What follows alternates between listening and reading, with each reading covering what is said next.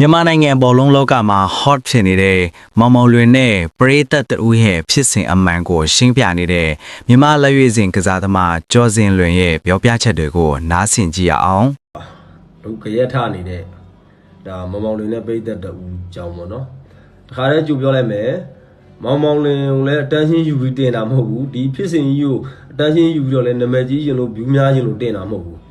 ဖြစ်ရဲ့စဉ်ကိုကျွန်တော်တို့ကိုယ်တိုင်ကြုံခဲ့ရလို့ဗျာအဲ့ဒါလေးကိုကျွန်တော်ပြောပြချင်တာရှင်းရှင်းလေးဒါမောင်မောင်လွင်လည်းမဆိုင်ဘူးဒါပုံတော့ပြောပြရင်ဗျာခုနကကျွန်တော်ပြောသလိုပဲအတန်းရှင်းယူပြီးတင်တာမဟုတ်ဘူးတခါလေးတည်းနားထောင်ပါကြည့်ဒီဘွားတော်ကဘလောက်ထိ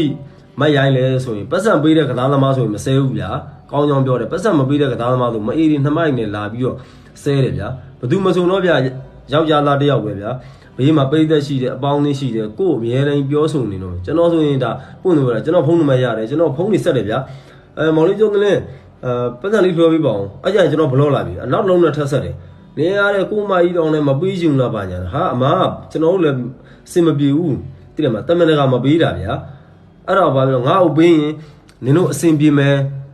ငါ့ကိုမပေးရင်နင်တို့တွေရှေ့တော့တွေဟတ်တက်ကျိုးမယ်အဲ့လိုတွေကြိတ်နေတာဗျာနောက်ဆုံးနောက်တစ်ရက်ဖုန်းဆက်လို့မကင်ဘူးဆိုရင်မအေးဒီနှမတွေဗျာရိုင်းဆိုင်လိုက်တော့မှအကြိုက်ဆဲတာလောက်ကြံပြီးပြောတာမရှိဘူးဗျာစားရဟာအစိတ်ဖြစ်ရပါလို့ရှင်းလားအဲ့လောက်ထိဆူဆူဝါဝါနော်အပိတ်သက်တဲ့ဦးကအဘွားတော်ပေါ့ဗျာပြောမှဆိုရှင်းရှင်းပြောတ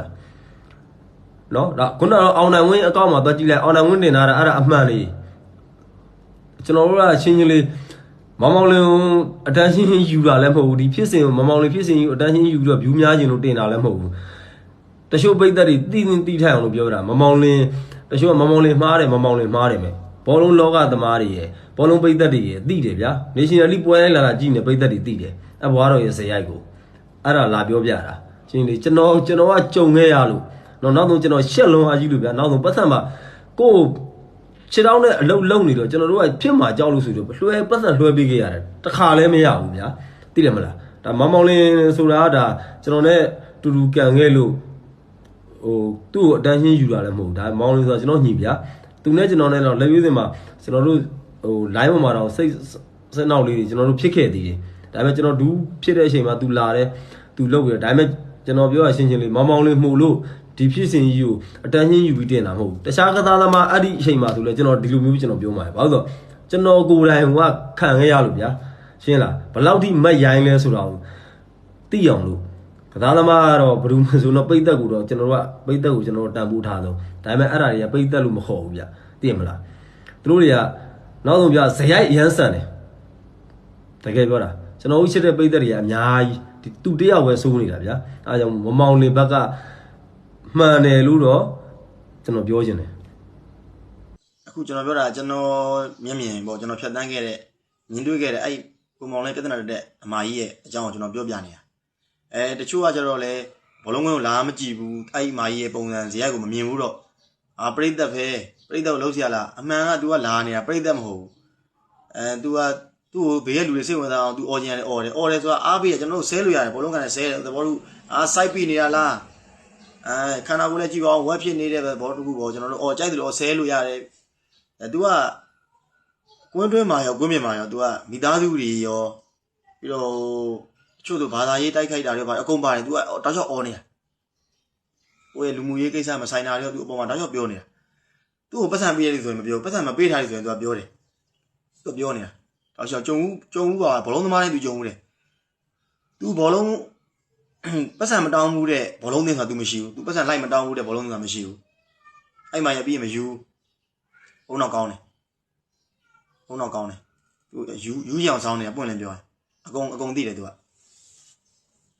ကုန်ရောက်တယ်အတင်းတိုင်းလာကုန်ရက်ဆိုရင် तू ကဘောလုံးသင်းဆောင်မှာရောက်နေပြီတခါကျွန်တော်တက္ကသိုလ်ဘောလုံးကွင်းမှာကျွန်တော်မဟုတ်တောင်းတော့ကျွန်တော်မှာမာကြီးတို့ပတ်စံကြီးကတော့ကျွန်တော်မျိုးသမီးစီပါပါတယ်လို့ तू မဟုတ်သွားစားနေတယ်ကျွန်တော် तू ပြန်လာတော့ပေးမယ်လို့ပြောတော့ပါတယ်နင်မပေးချင်တာနဲ့ရှောက်ပြောနေရတဲ့မတောင်းတော့ပါဘူးတဲ့နေ့စီမှာလဲတဲ့နင်ဟွာတဲ့6ကျိုးသေးတယ်ငါကြိတ်နေဆိုတော့ तू ကြိတ်နေ तू ဒီလိုနေညံ့နေခြင်းလိုက်တယ်မနှက်ဖြန်မနှက်ထွေးနေမှာကျွန်တော်6ထိတယ်ပေါ့ဒါကဟိုပြောချင်တာ तू ကြိတ်လို့ဖြစ်တာလေဟုတ်ချင်မှလို့မယ်ကျွန်တော်တိုက်ဆိုင်ဖို့ကဒါအခက်မသိတော့ဘောလုံးဆိုတော့ကျွန်တော်လမ်းသွားရင်ခလုတ်တိုက်နေသေးရပဲကျွန်တော်ဘောလုံးဆိုတာပြေးသွားလွှားနေတာကျွန်တော်6တောင်းနာသွားတယ်ခြေကျုံးတန်ရတယ်တလားခွဲလောက်လမ်းဖြောင်းအောင်မရှောက်နိုင်ဘူးဒါပေမဲ့ကိုယ်စိတ်ထဲမှာထားတာပေါ့ဒီလိုတွေ မနေ့ကမှလည်းပြောလိုက်သေးတယ်ပေါ့ဒေါသထွက်တယ်မနေ့ထွေနေစင်းတော့အချင်းချင်းကန်တော့ဖြစ်ရောအဲ့ဖြစ်မကြောက်ကျွန်တော်6တော့ပြန်ကောင်းတယ်ကျွန်တော်ပွဲပြန်ကန်တယ်ကျွန်တော်မိဘကြီးလာတယ်ကျွန်တော်မိဘကြီးလာတော့ကျွန်တော်ပြန်ပြောတယ်ပေါ့အောင်နိုင်ဝင်နင်းကိုဘယ်တော့မှအာမပေးဘူးလို့ဘာလို့ပြောတယ်ဟုတ်ကဲ့ပါမာကြီးလို့ကျွန်တော်လည်းဘောလုံးပွဲလည်းဒီမှာလို့ရှုံးနေတော့လို့ကျွန်တော် AC ပြန်မရသေးလို့ပြောတယ်ဟိုမဲတဲ့အမေတို့လည်းပါတယ်လို့အမေတို့လည်းဟိုမှာညာကိုပြန်မှာလို့ညာကားနေတယ်လို့ဘောလုံးပွဲပြီးတဲ့အချိန်သူ့နောက်ကမှာပြန်နေတိုက်တဲ့နေရာပြန်နေတယ်မှာလို့တဲ့ကျွန်တော် AC မာကြီးကတော့ဘာမှမပြောဘူးလို့ကျွန်တော်တို့မပြောပါနဲ့ AC နေပါဆိုတော့နင်းမိဘကြီးလဲတဲ့နင်းအဲ့